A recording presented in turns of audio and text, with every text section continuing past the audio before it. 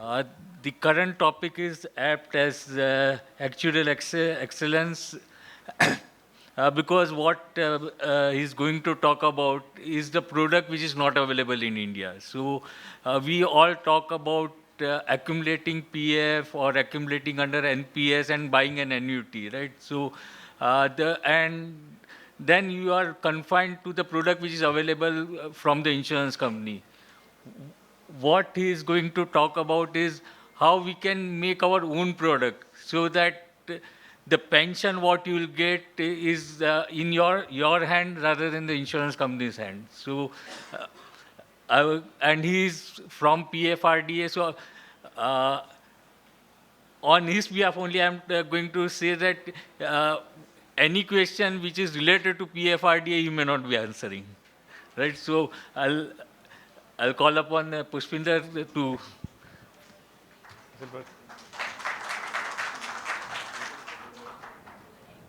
Thank you, sir, for the introduction, and thank you for the opportunity to be here. Can we start with my slides? Okay. Okay. Okay. So as sir has mentioned that this product is not available, it's a kind of our own customization which we can do to in our retirement phase to have a pension or adequate retirement income throughout the lifetime, retired life.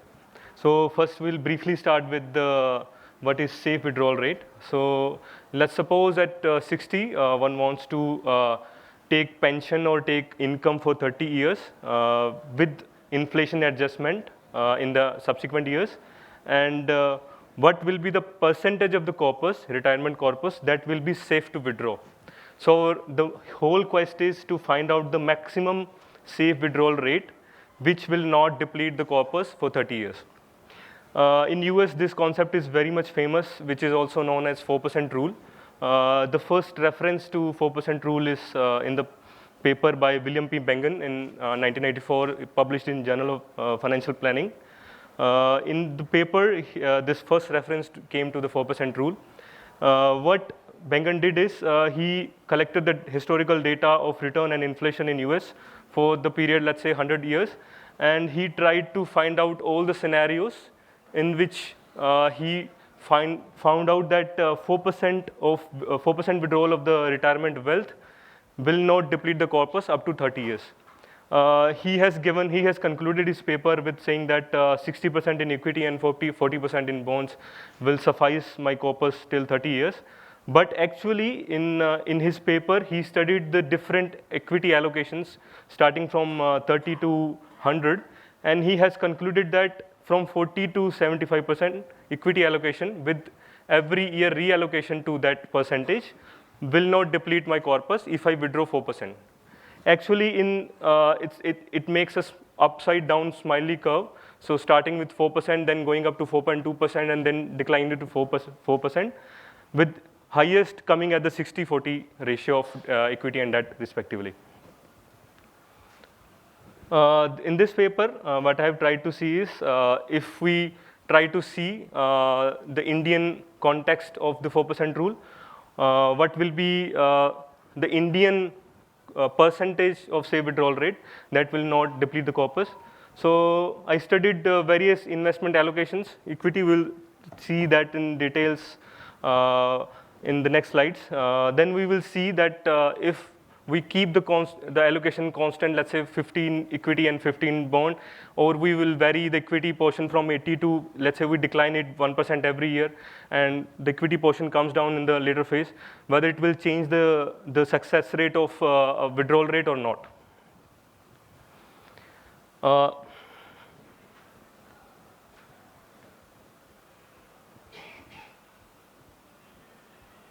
There is one slide missing.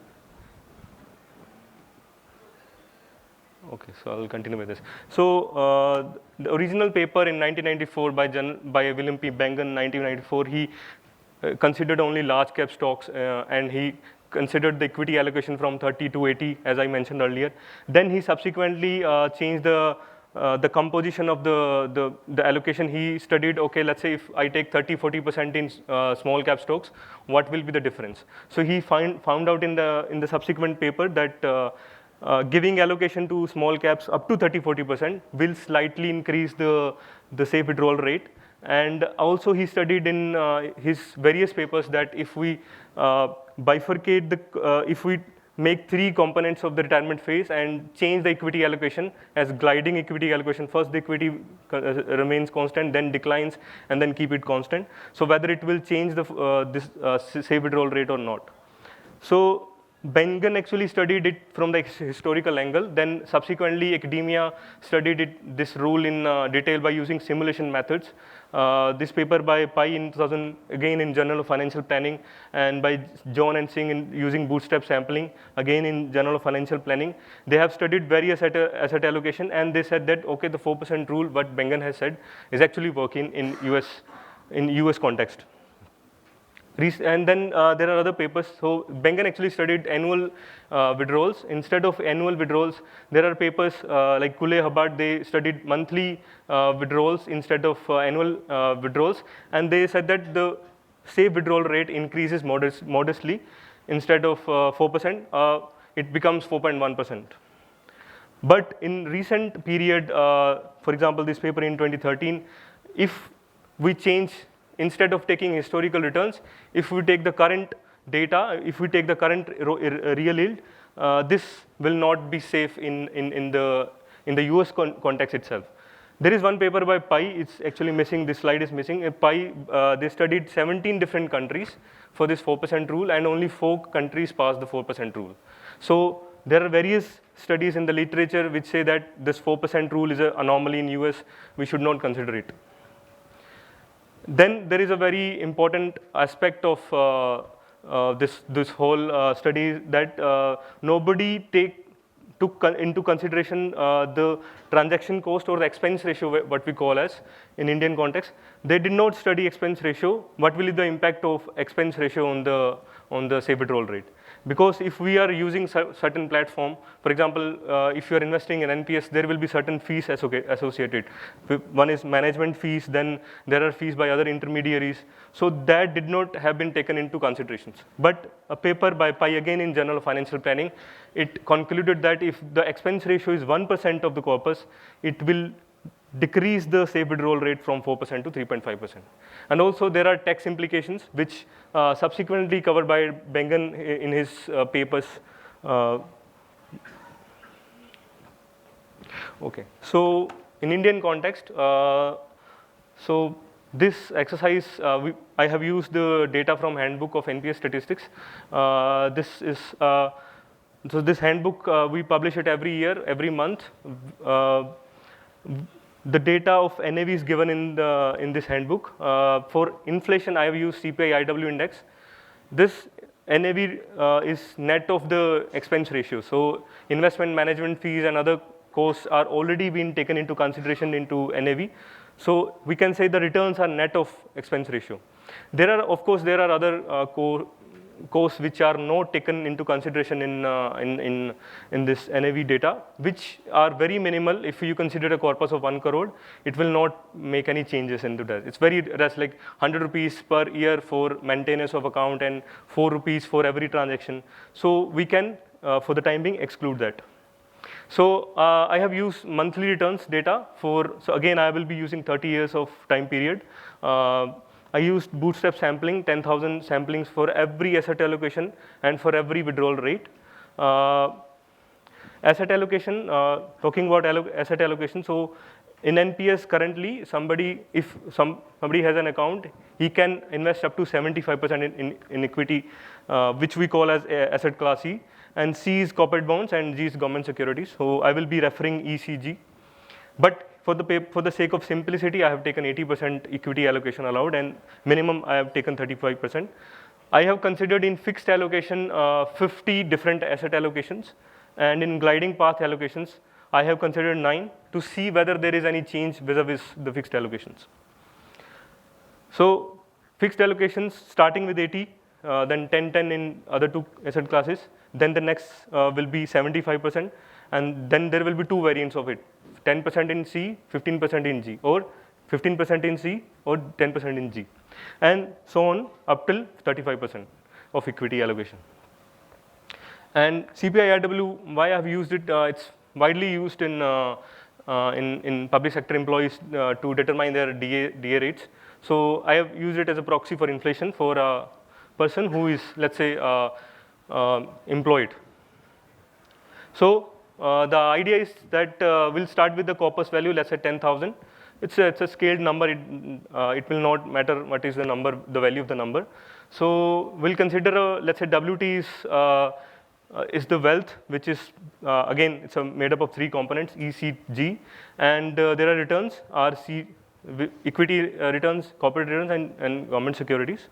So we'll withdraw monthly amount, let's say A, and the corpus at the next month will be WT plus 1. Then we will balance the portfolio on a yearly basis. So for example, if I started with an asset allocation of 50, 20, and 30, I have to make sure that in the next year it is 50, 20, 30. So the allocation has to be kept constant. So we'll perform this algorithm for up to 360 times to see whether any time this WT hits 0 or it becomes negative. If it becomes negative in between, so we'll consider as a failure. Otherwise, we will consider it a success. So we'll see whether for different asset allocations and different withdrawal rates, what is the failure rate.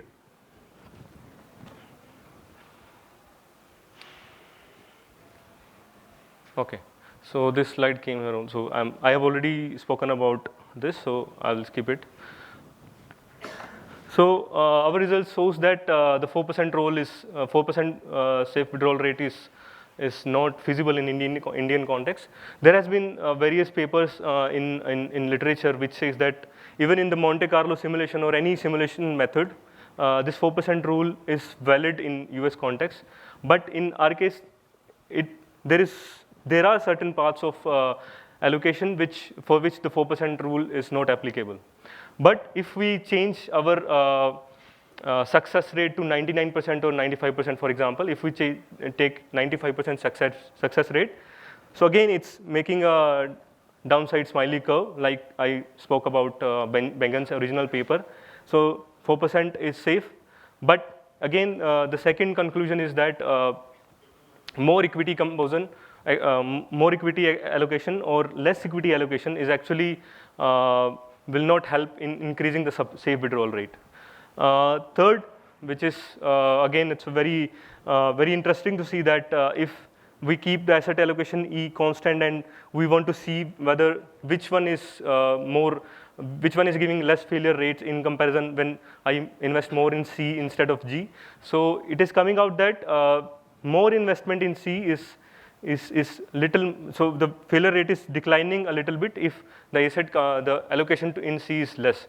This is maybe due to the maturity profile of the securities is less because mostly the corporate bonds are 3 years, 5 years of duration, and government securities are very, we have 10 years, 20 years, or 30 years of securities.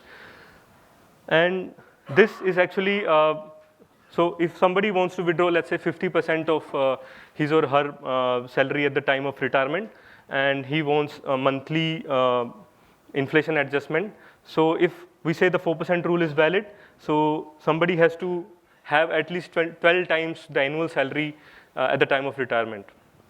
If the rate is 3%, the number increases to 16 and 17 times of the annual salary. So the withdrawal rate is very important in determining the final corpus that I need to build.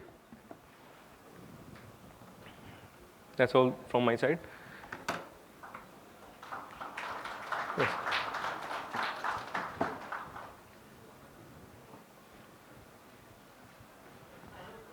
Yes. So the 4% withdrawal you mentioned, 4% is 4% of the initial corpus or the balance in the account at the end of every, maybe an annual period or a monthly period? So it's fixed one time. So at the time of retirement, whatever the corpus is, 4% of it. So because it will be indexed to inflation every year, so we are keeping that 4% constant at the time of retirement. So can I ask one more question? Yeah. So what return assumptions have been used in this calculation with regards to equity, corporate bonds, and the government bonds? Yeah. Okay. Okay, so I've used this data of NAV, which is published in our handbook, which is daily data, which is there from 2009 to 2025, January 2025. I've used till August 2024. So I've used equity and corporate and government securities from that data only. So a related observation here, okay. So we have annuity plans in the market, which give roughly 6% return when we have purchase price payable on debt, okay, like return of premium on debt. The return is somewhere between 6 to 6.5%, which is just equivalent to getting a 6.5 withdrawal every year, isn't it? Okay. But that is not inflation indexed. So whatever you're getting through annuity is not inflation indexed. Yeah, it is a constant I agree number. On that. I agree on that. Yeah. So here we are talking inflation indexation. Okay, so the 4% withdrawal is inflation indexed, you are telling? So we have used CPI in IW index to enhance it as the index is moving. Okay. So it's a compounding of the 4% with respect to the inflation. So it is not exactly the 4%, but it will be 4% on top of it multiplied by the inflation 4% factor? at the starting of the retirement phase. Okay, okay, right. So what is the inflation index assumed here then? CPI IW, Consumer Price Index for industrial workers. Okay. So basically, to conclude, in the Indian context, 4% with inflation adjustment is not workable over a 30-year period. Am I correct? It depends. Like I've already mentioned that if you say that you want zero chance of any depletion, then it's not working. If you're saying, okay, I'm okay with 95% success rate, then it is feasible. Okay, so one more question from me. Apologies for that. So why should we look at the corpus being not depleted? See, it is basically meant for retirement, right? A person, let us say 30 years or 25 years, he is going to stay alive after retirement. Yes. Can't we have a depletion of maybe 50% of the corpus? What is wrong in that? No, it's not. It's not about that. So I'm considering WT should not be less than 0 in between. So it's not about 50%. It should be always greater than or equal to 0 till 360, because there are 30 years we are considering, so 360 months. Okay. So you mean that the corpus should not deplete anywhere in between 100%, right? Not 100%. It should not hit 0. Okay, it should not get 0. Okay. It should be always greater than or equal to 0. Okay. Up till 360. Okay, thank you. So how suitable is that past CPI here? Yes. Sorry. So how suitable is that past CPI assumption to be used for future? So again, it's because the data for equities, the returns is used for the past, so inflation is used for past. So in that context, I'm talking. So I'm not making any assumption of what will be the. So if you're thinking that inflation will be less, so it will also impact the returns. So it's a correlation structure we have to assume between the returns and inflation. Thanks. Quick one on the last slide. I think I wanted to understand how exactly, so under the 95% scenario, right, we had this table in here, right? So I see that 70% there is a 4%, is that a 4% return under 95%? It's a 4%, so with 95% success, what is the maximum safe withdrawal? Safe withdrawal is 4%. Fine, yes. I get that. So and under an equity exposure of 35%, I can still do a 4%. Yeah. So it's a smiley upside down smiley curve, which is which I get it.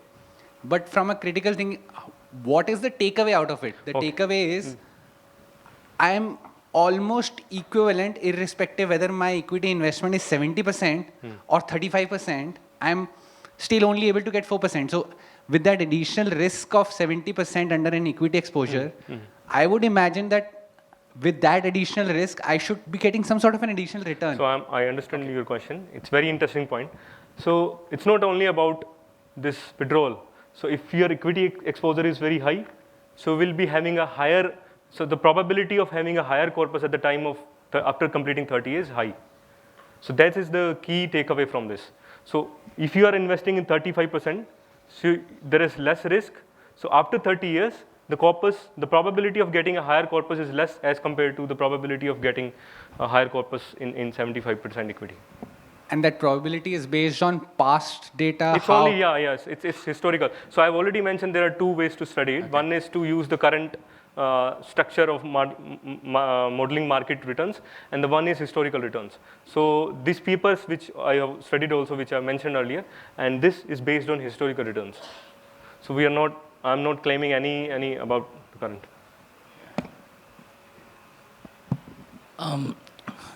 Hello. Yes. Is the 4% return also, 4% withdrawal also inflation adjusted? Yes, yes. Okay. So- So now the overall conclusion is probably that if you look at the long-term returns in US versus India on an inflation adjusted basis, the long-term return in India is lower. Would that be a fair thing to say? And Can you be a little louder? I am. so if you look at the inflation adjusted return, long-term return in India versus US, the long-term return in India is significantly lower or at least slightly lower, which is why in the Indian context, the 4% doesn't work. Would that be a fair? So I will not comment on that. It's more about the volatility, I think. So maybe the volatility in Indian market is higher because our inflation has moved very high as compared to the US market. And again, the 4% rule, which I have mentioned in the US context, that is not net of charges or expense ratios. But here we have taken that into considerations. So if I say in US they are saying 4% rule is sustainable, actually they are trying to say it's 3.5 to 3.75%.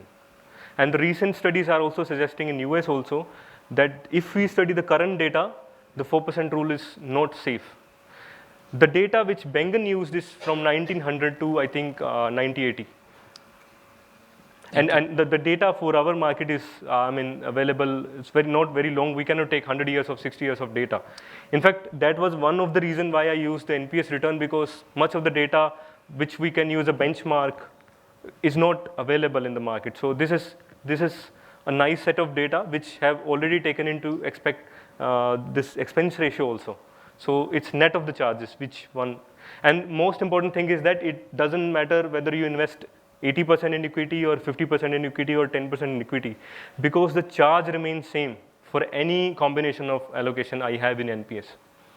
Because it only depends on the size of the AUM of the pension fund. So let's say I choose one pension fund and I choose any combination of my asset allocation, my charge will remain same. So expense ratio will remain same. Thank you.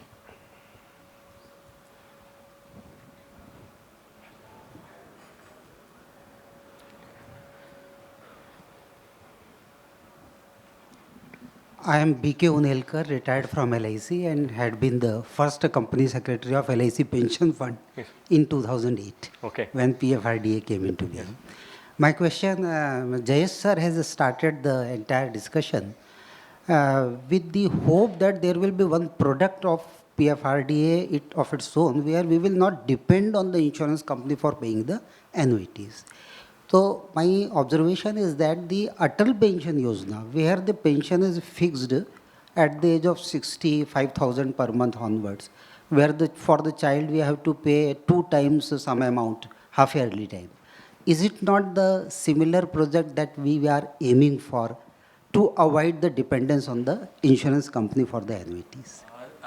What I wanted to say is that it's not the replacement of the product or PFRDA is going to come out with the product, but it is how you withdraw your NPS amount. That is what he's suggesting, like 60% you can withdraw free of tax and you can withdraw for next 15 years of that 60%, right? So it's how best you can withdraw from your NPS so that your inflation hedge as well as your corpus is not depleting. So it's not the product what it's a way of how we can withdraw from the NPS account.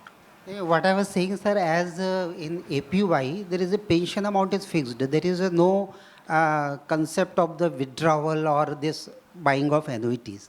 So similarly, something can be thought of. That is I would only say that APY is the government scheme, and so the guarantee is fixed by the government. And so this is an academical exercise. Yeah. If we assume, let's say, we are given a chance to withdraw from NPS up to 30 years, because we are assuming that the 60% withdrawal, as sir has mentioned, is tax-free, and the expenses have already been covered in the investment returns. So if we want to make our own product or we want to make our own retirement planning, so that is how it is to be. It's not to be compared with any product. Thank you.